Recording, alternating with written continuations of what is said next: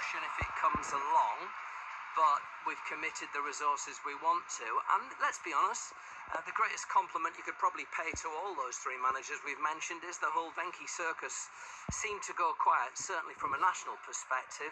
I'm sure there's still been murmurings from within the fan base, but at one stage it was all that was being mentioned with regards to the club. But those three have kind of made it at least quiet and go off into the background.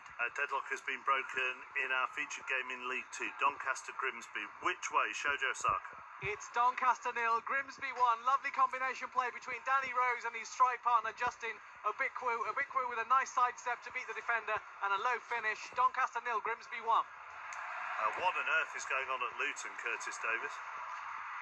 Again, I wish I could put my finger Sorry, on it. I know I keep going back to your former clubs and asking. I'm glad he's getting these questions. Three of my former clubs are near the bottom, Hull City as well in there as well, so you might as well throw them out now. Yeah, it's a really difficult situation. Rob left having, probably felt that he'd done all he could. He couldn't quite get the energy back in himself and rejuvenate that team to strike any kind of form. And then Matt Bloomfield's gone in, and it was a good appointment in terms of progressive, a young English manager. It's good to see him get the job, but he's had a situation where he's been at a Wycombe side that he knew inside out, had been part of that same team, knew a lot of the players, knew the fabric of the club, and had success.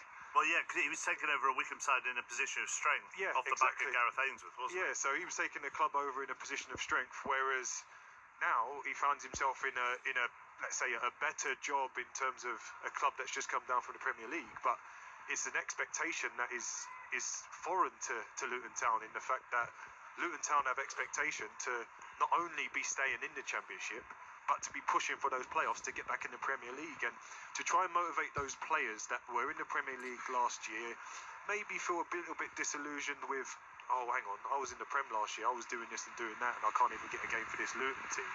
I think that's a hard task to do.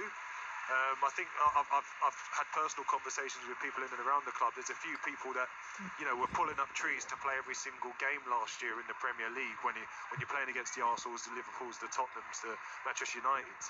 And then a few of them might go in with slight niggles. Oh, I'm a little bit sore here, a little bit sore there. Matt Bloomfield just come in straight away and said, okay, if you're sore, don't play, and then had to drop people. So I think it's him getting the balance of his man management with the squad against the best players to put on the pitch.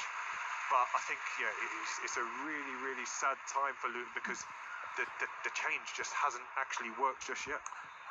Change at Leicester, what have they had to do, Maz?